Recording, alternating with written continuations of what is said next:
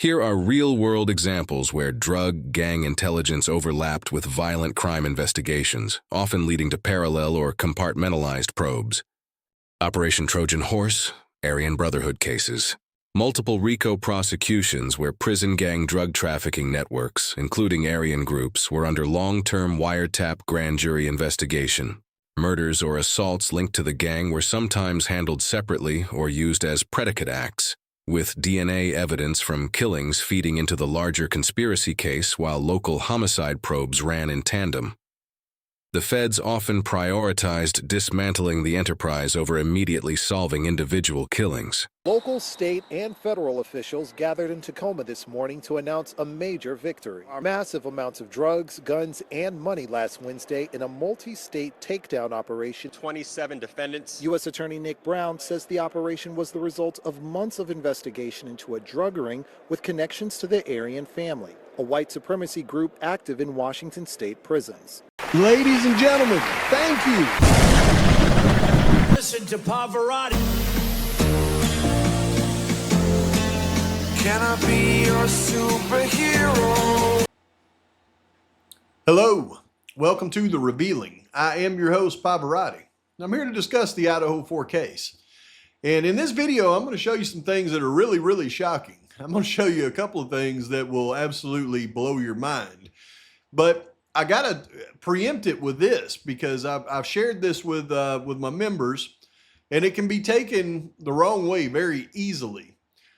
My whole goal in showing everything in this video is not to implicate Bryan Kohberger in any way. My goal is to show you, for the people that ask over and over, why would they think Bryan Kohberger had something to do with this? I'm going to show you what I believe law enforcement had to have known, and they've hidden it from everybody, and what they were really trying to do when they arrested Bryan Kohberger. Remember, everything in this video I'm going to show you is prior to the arrest of Bryan Kohberger, when they were trying to tie him to the crime in the probable cause affidavit.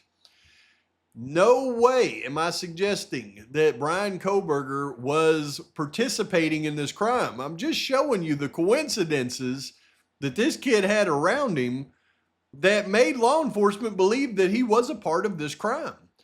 When you start looking at all of the stuff from WSU, here's where a lot of people get sideways in the investigation.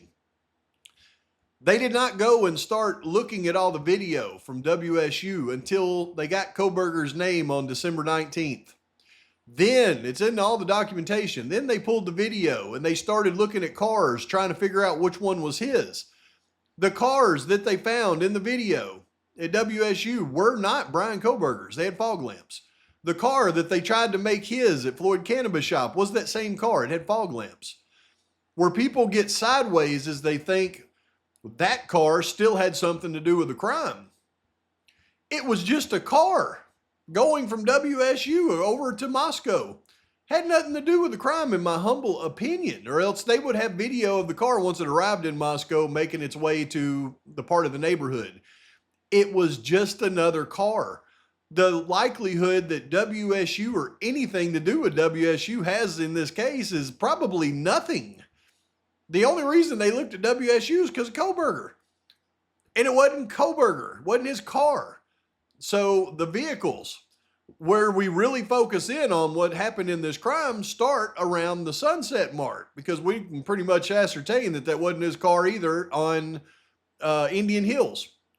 So the Sunset Mart, and the vehicle they show at the Sunset Mart is not the vehicle that pulls into the King Road neighborhood, admittedly by the FBI. The vehicle that crosses the Sunset Mart is crossing the Sunset Mart video at the same time the vehicle that they say pulled into the neighborhood is passing Linda Lane. It's impossible to be the same car.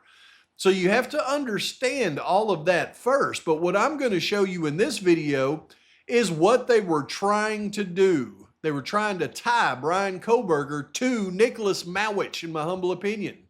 And it's going to be clear by the end of this one.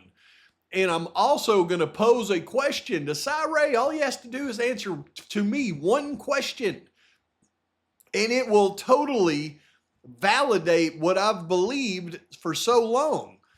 that they not only tried to make it Brian Kohberger, they manipulated CSLI at 448 to put Kohberger in a spot where they knew he wasn't at on a tower. And all he has to do is answer the question, which tower was he on at 448? Answer it, Si. You need to answer it. Hold on to your hats, folks, because this one's going to be crazy. What if I told you that Si Ray has the ability to answer one simple question and it will absolutely reaffirm in my mind 1000% that either Kohberger helped in this crime or Kohberger did not help in this crime in any way, and he is the wrong person. One question Si can answer will tell me the answer to this. But first, you've got to understand why I say this. And to do that, you got to understand that Mauitch is, in my humble opinion, the number one suspect in this case to law enforcement, and they know it. Likely Si knows it, likely the defense knew it, likely everybody knows it at this point. And here's why. When you look at the dates, November 21st, when they first received a tip from the medical examiner about Mauitch and the fact that he was found on November 15th, wandering the streets of Lewiston, life-flighted to the Spokane Hospital, later passed away on the 21st. The same medical examiner that conducted the autopsies of all four of the victims in this case conducted a full autopsy on November 21st, just 5 days after the autopsies of the victims. Somebody in their office contacts the FBI and says he's got cuts and abrasions that aren't consistent with a car wreck and are probably more consistent with the case that you're working on with the Idaho 4. They travel and pick up his autopsy reports, his pictures of his autopsy reports, and his DNA buccal swabs. They transfer it to the Moscow Police Department on November 23rd, 2022, check it into evidence, and never send it to the Idaho State Police lab. But a lot of people in this case say you can't trust these police reports. And I say the police reports will point out every single time when they're trying to hide something. When you notice right here, it talks about on November 23rd, Idaho State Police Detective Leslie Lehman retrieved the DNA swabs collected by the Spokane County Medical Examiner's Office for Mauitch. The swabs were collected by pathologist Sean Ricardo during the autopsy. Due to Mauitch's unusual behavior leading up to his death, Ricardo and his staff felt it necessary to secure his DNA sample and provide it for the Moscow homicide investigators. It seems so simple. Sean Ricardo thought it was necessary to secure his DNA sample and provide it to the Moscow homicide investigators. However, if you read this report very closely, you can see the discrepancy so easily. You see, before that date, November 23rd, the medical examiner's office received a phone call asking if I need anything further, or they made a phone call asking Detective Lehman if they needed anything further. Detective Lehman requested that they do DNA buccal swabs of Mauitch's body. They told Detective Lehman they would, but an ISP detective would have to take possessions of the swabs once they were done. So who told the medical examiner to take the buccal swabs? Law enforcement. But what did they try to put in their next report? That Ricardo and his staff felt it necessary to secure his DNA sample. No, he didn't. Y'all told him to. So that's how you can find the lies in the actual police reports when they're trying to cover things up. But it tells me under no uncertain terms that by November 23rd, 2022, the FBI had identified Nicholas Mauitch as one of the suspects, if not the suspect, in the crime. And the FBI knew it because the medical examiner's office, once again, are the ones that called in the tip to the FBI. Not only that, let's just look at this from a straight logical perspective. Once they looked into Mauitch, here's what they would have known. Number one, they would have known that he was just released from the Idaho Department of Corrections, the penitentiary, in June of 2022. They would have known that he was a career criminal. He had served time in the Western District of Washington alongside those Aryan family groups for narcotics for many years. He served time in the Idaho prison alongside those Aryan Knights for 3 years. And what for? For attempted strangulation of a woman. He's already got prior serious charges against harm to women. That would have been major red flags for law enforcement officers. Not to mention the fact that he was found a day and a half after the crimes in Lewiston, supposedly from a car wreck, but has cuts all over him. Only, 30 miles south of the crime scene, where I might add, they suggest the perpetrators actually headed after the crime. Then you have the fact that they have autopsy reports of these injuries that are consistent with the crime they're investigating. Then you look into his whereabouts and alibi, and they would have known immediately that his mother said he left the house on November 8th and did not return. Nobody knows where he's at between November 8th and the time that he's found on November 15th. There's no alibi. He's just missing in action with cuts consistent with the crime. That alone would have told them that Mauitch was the prime suspect in the case, yet we never heard about him. Why? Because of the ties to the individuals that I have uncovered in this case, is my humble opinion.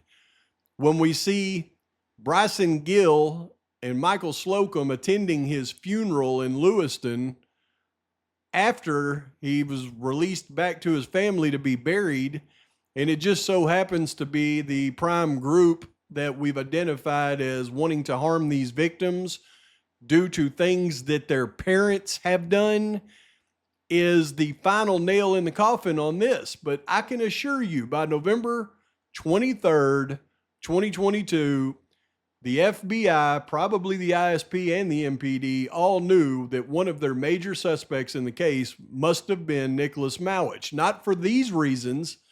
These reasons alone would point to him, but for other reasons.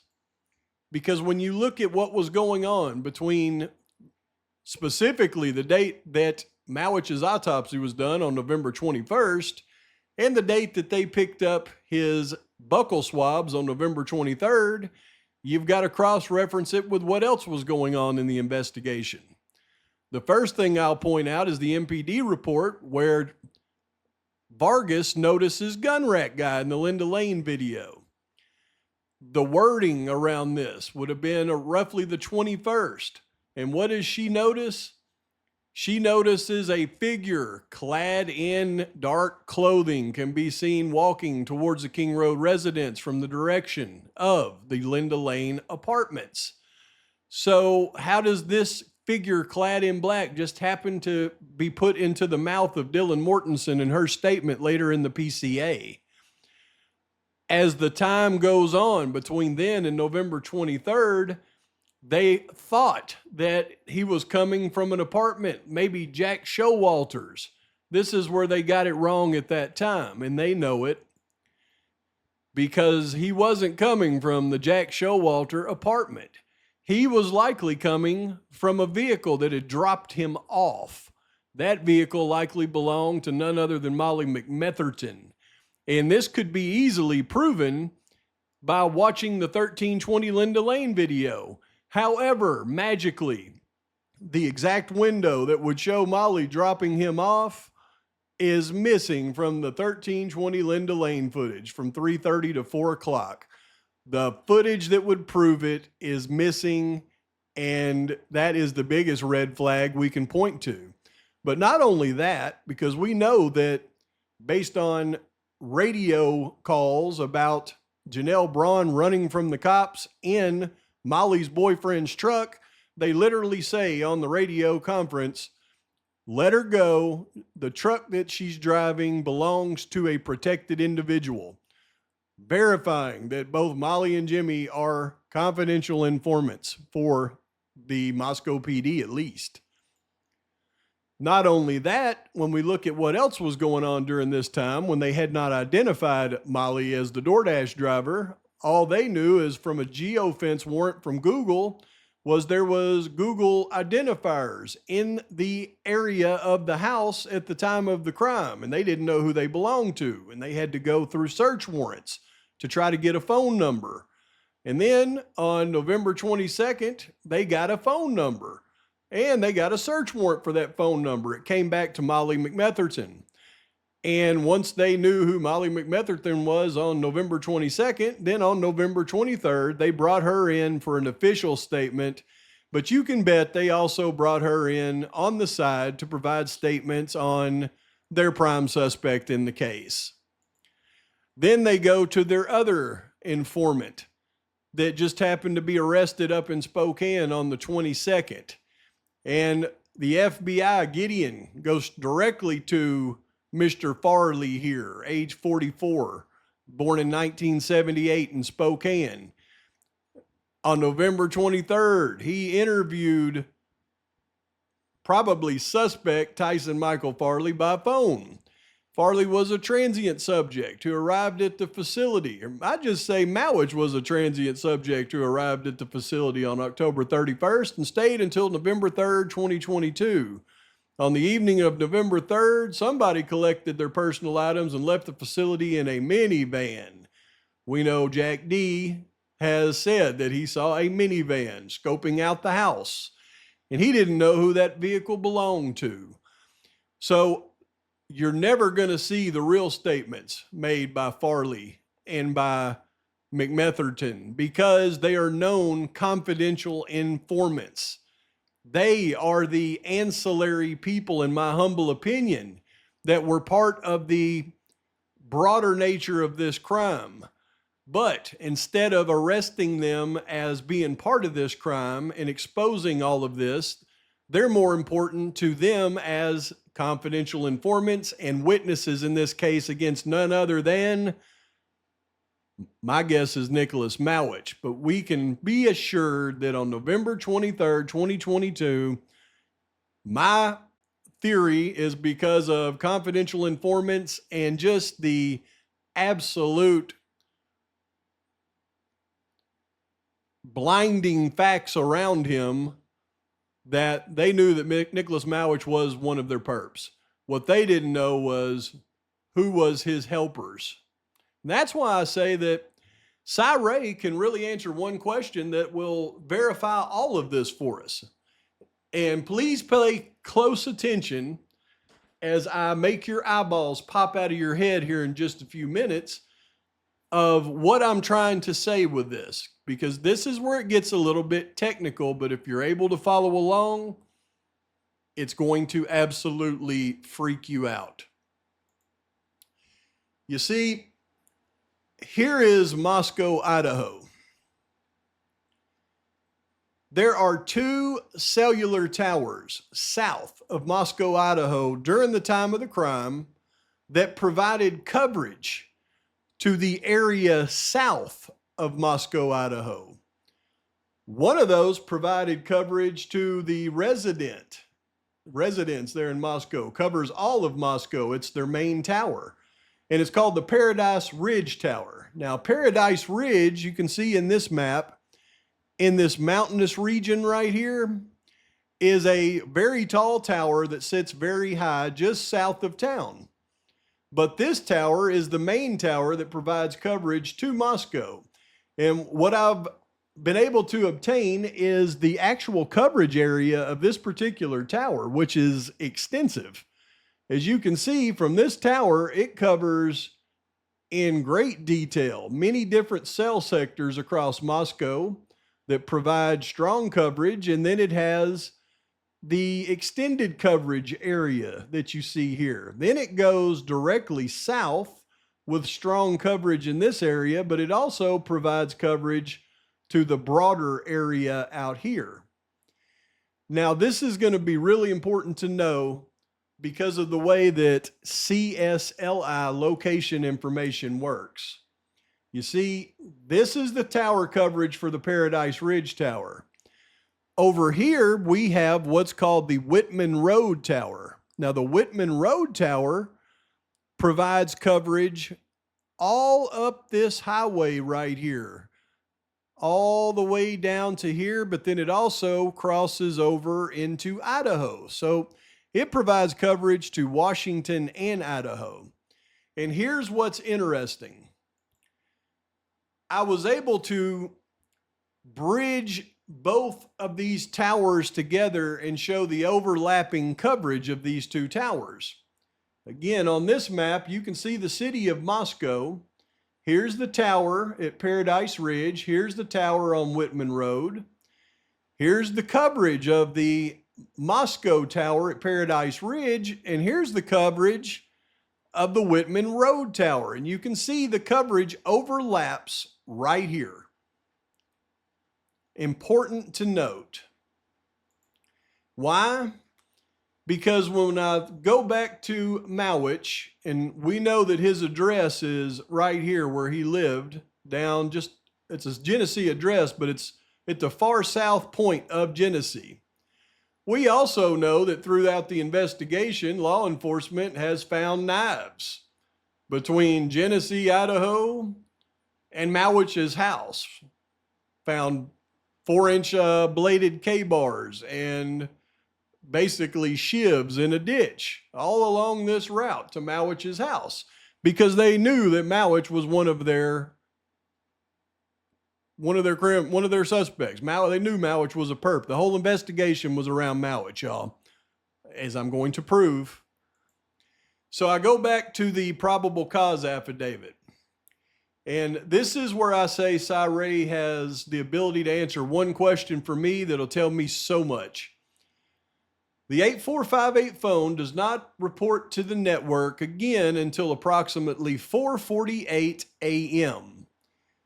Nothing before the crime, the 247, the 254, can tell us much other than Kohberger was near his apartment, and that wasn't his car leaving his apartment that they say was his car heading towards the crime scene. That car has fog lamps at Nevada Street Stadium Way. It has fog lamps at Floyd's Cannabis Shop. It's not Kohberger's car. It has nothing to do with Kohberger. But when we get to the 4:48 time right here, so the phone does not report to the network again until approximately 4:48 a.m., at which time it utilized cellular resources that provide coverage to Idaho State Highway 95 south of Moscow, Idaho, near Blaine, Idaho, north of Genesee, between 4:50 a.m. and 5:26 a.m. The phone utilizes cellular resources that are consistent with the phone traveling south on Idaho State Highway 95 to Genesee, Idaho, then traveling west, and it continues on. Now, here's something that I'm going to point out, because I believe I already know the answers to these questions that Cy Ray can definitively answer. Because anytime the tower provides coverage to Moscow, Idaho, they say cellular resources that provide coverage to Moscow, Idaho. They don't say cellular resources that provide coverage to Idaho State Highway 95 south of Moscow. So it tells me I likely already know the answer to this question. So when you look at what they have written here in the probable cause affidavit and the map that they had to go along with it, This is where they project that Koberger's cellular device came back on the map, roughly in this area, and then they suggest that he headed south and then west and then back up to his apartment. This is a possible route based off a cellular device location. Well, it could easily be determined if that was Koberger's cellular route based off of device location, because they're putting Brian Koberger right here on his cellular device. If he was right here when his phone pinged, it is well within the coverage area of the tower that provides coverage to the King Road residents in Moscow. It is also within the coverage area of the tower that provides coverage to Highway 95 South, the Whitman Road Tower. Now, if Cy Ray says that Koberger's phone was on the network from the Paradise Ridge Tower and there was a handoff to the Whitman Road Tower, then I would absolutely have to sit back in my chair and go, oh, that's not good, because that would put Koberger right here, and he would have to be in this area before the handoff to this tower happened. However, just like you hear it stated in that PCA, it says the tower that provides coverage to Highway 95 south of Moscow, which tells me it's more than likely going to be this Whitman Road Tower. That means that based on the way that cellular location works, regardless of what one of these experts will tell you, they can say that the phone is likely here, but they have no idea if the phone is here, or it could be down here, or it can be over here, or up here. So if he says that the tower that Koberger's phone pinged on was the Whitman Road Tower, which it can only be these two, then that means that what Twizzlestick has told people for so long, that Koberger was never even in Idaho, would be likely true, because the road from Mauitch Park, where it connects to the road that Koberger was later driving in at 5:20 in the morning from, would have absolutely pinged a tower right here at 448, not even in Idaho. And then Koberger would have simply went back to his apartment, just like he said. So if Cy Ray can just tell us, did his phone at 448 ping the Whitman Road Tower or the Paradise Ridge Tower? It'll tell us everything we need to know. But here is the point. Why do they really believe Koberger to be part of this crime? It's because of Nicholas Mauitch, in my humble opinion. It's right here in our face over and over. They wanted to put Koberger going south. They wanted to draw a map of him coming around and going back north, right past the house of Nicholas Mauitch. Right past the house where they found these knives on the way to it. Right past it. That's where they wanted to put him. Not only that, not only this, right? Because now we got to look at dates. Right? Because this was on the morning of November 13th from 4:48 a.m. until 5:20. This is what they say Koberger's phone did. Why? Because they wanted to put him with Mauitch. It can be proven, like I said, from which tower Koberger's phone pinged from. If he ever pinged from this Paradise Ridge Tower, then he had to be east of this coverage line, which means he was in Moscow and he was where they said he was. And that's damning if it's true.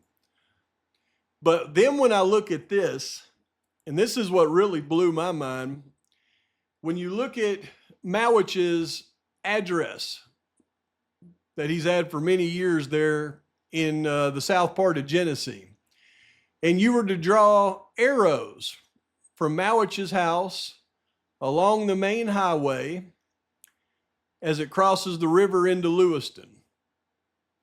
I did this, And then when I went back and I started looking at things, I almost fell in the floor. So you'll see right here in the probable cause affidavit, on the afternoon of November 13th, 2022, when they focus in on the fact that Kohberger was at Albertson's grocery store in Clarkston. And they go through and they talk about seeing him on camera at Albertson's in Clarkston. I just happened to look down and look at the map that they provided of Kohberger going to the Albertson's grocery store at 1246 on the 13th. And I went, wait a minute. It's this exact same map that I just drove from Mauitch's house into Lewiston. Here's Mauitch's house right here. They've even got a pin. Look, that's a pin. If I'm not mistaken, that sure looks to me like a pin. Look, it looks like a paper, a pin. You know, like a pin you put on a board. When you put a pin on a map, it drops a pin. They've dropped a pin at Mauitch's house, y'all, and they've got arrows going from his house down into Lewiston and across the street to Clarkston. Exactly what you would find from Mauitch's house. They've got it in the PCA with a map from Mauitch's house into Lewiston and Clarkston, trying to say that here's Kohberger's movements. All they're doing is making his movements align with Mauitch. Afternoon of the 13th, it doesn't stop there. On December 23rd, I applied for and was granted a search warrant for his historical phone records between November 12th, 2022 at noon and November 14th at noon for the 8458 phone. It goes on to say later, investigators found that the 8458 phone did not connect to a cell phone tower that provides service to Moscow on November 14th, 2022. But investigators do not believe that the phone was in Moscow on that date. Since that date, the phone is not connected to any towers that provide service to Moscow. Were they really thinking about his phone not providing service or not connecting to towers in Moscow since that date? Or were they actually pointing out that Kohberger had not been to the area that provided coverage to Mauitch's house since that date? Because here's what you got to understand about cell towers.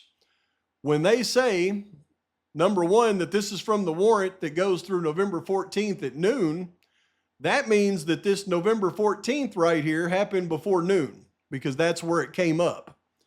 And when he says that his phone connected to a tower that provides service to Moscow, but he didn't go into Moscow, that can only tell you one thing that they're trying to point out in this. You see, here is the tower that provides coverage to Moscow. Here's Moscow city limits.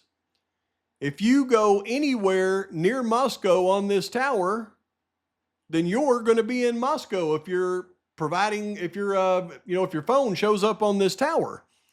The only way that your phone can show up on this tower and not be in Moscow is if you're south of the tower, is if you're in the coverage area of that tower somewhere down here, and it's got to be east of this coverage line, which is in Idaho.